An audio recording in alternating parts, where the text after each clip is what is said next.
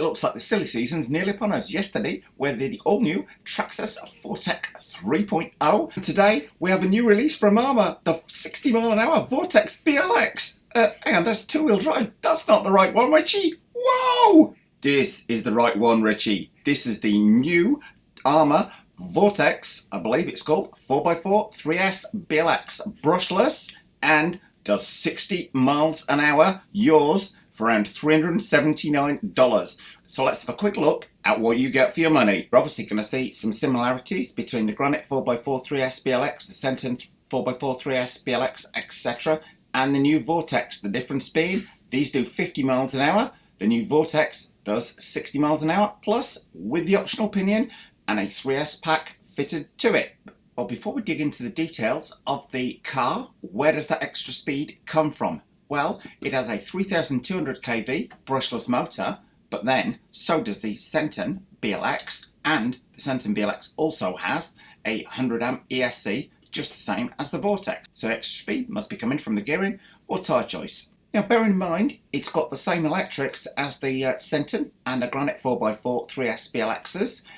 It does seem quite a bit to pay $60 more just for a 10 mile an hour price increase, although I have to say I am loving the styling of this truck a lot more than I am the Granite and the Senton. It's available in 3 different colours and I'm quite liking the purple and the white myself, and it looks like it's got the same easy to work on modular construction as the rest of the range. Great to see. It's got the fan on the motor to keep things cooler on there. Spectrum ESC, haven't had the week I've had with the Spectrum Electrics. The jury's out on this one, as is the plastic shocks. Have they finally cured the problem with them leaking? That will remain to be seen when these are actually out there in the marketplace. And we've got a nice wheelie bar on the back there to handle that extra speed. It's certainly very much a contender, I would say, against the Traxxas Rustler 4x4 VXL, which it does beat it on price, but you do need to bear in mind, this is not an all-metal ARRMA. There's a lot of plastic in this one, which is where it gets its competitive price point from. So don't buy this expecting it to be an all-metal ARRMA, but if it's anything like the rest of the 3S BLX range, it should be pretty darn good. Let's have a look in a little more detail what we get for our money. And there's the better side-on shot of the white and purple body, which I think absolutely pops out. Videos, I'll leave you to look through those in your own time. Drilling down to the detail, if you're familiar with the BLX range, a lot of this is going to be familiar to you. Spectrum DX3 radio on there, complete with AVC, which is good for this price point, I would say. Digital servo, 7.27 kilos, although that's 15% more torque than ADSM servo. I would say that would be my first upgrade, as it is with any of the ARRMAs on there. It's the one area that I do think they need to be stronger on, is the servo strength on there. Spectrum Smart ESC included, so you're going to be able to use the Spectrum batteries. Now the one thing that does interest me is the tyres. Here we are, D-Boots Qatar tread pattern, designed for extreme forward traction. Those wheels look, I have to say, quite sexy. Will that tyre tread balloon considerably though? Adding 10 miles an hour. If these are the same as the tyres on the Granite 4x4 3S BLX, then ballooning might be an issue, and you might want to consider upgrading to belted tyres from somebody like Power Hobby. Stayed in truck style, wheelie bar with rubber tyres, roof skid plates, very nice feature indeed. The injector moulded rear wing features the large pull tab like the rest of the range, enabling you to remove the gearbox much easier than the earlier models, which, whilst modular, could be a little bit of a pain to remove. Castellated slipper clutch pad, fully adjustable, etc, etc. D5 safety pinion on here. This is a great innovation across the whole range to my mind, with the little E-clip on here and the flat spot already cut into the side of the pinion, meaning it's going nowhere. So even if the grub screw comes out, this little E-clip will hold on to the gear. Bearings all round. Ooh, silicone O-rings, smoother operation and better sealing. So looks like they may finally have cured the leaky shocks. It's only taken 4 years, I would point out. Sorry, but I'll call it like it is. I think ARRMA are hammering home the point that these shocks are designed not to leak on here. Innovative shock absorber design, silicone O-rings for a perfect seal. So that is kind of hinting that they have addressed the issue, although it's taken quite a while to do. Just remember guys, if you like what you see today, don't forget to subscribe. Tough steel turnbuckles all round, so you've got a wide range of adjustment. Upgraded servo saver, And this is quite a good innovation as well, which has recently appeared across the range.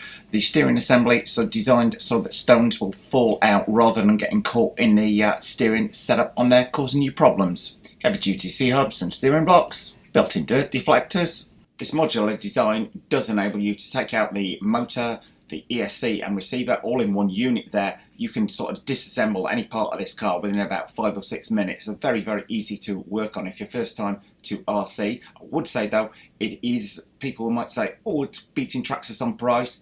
The new Traxxas Vortex 3.0 that came out yesterday had like an all-metal drivetrain. This has got all plastic. So you do need to bear in mind you can't compare them like for like in terms of the releases. Two completely different beasts on here. But they are simple to work on. 1-screw power module removal, 5-screw electronics module removal, waterproof electrics, and 4-screw diff module removal. But if you go upgrading this car in any way, you'll be doing that on a regular basis. Internal metal gears on the diff. It needs to have a metal gear on the outside to my mind. I've run one of these on I've run the BLX on 3S and there was heavy wear to the gears.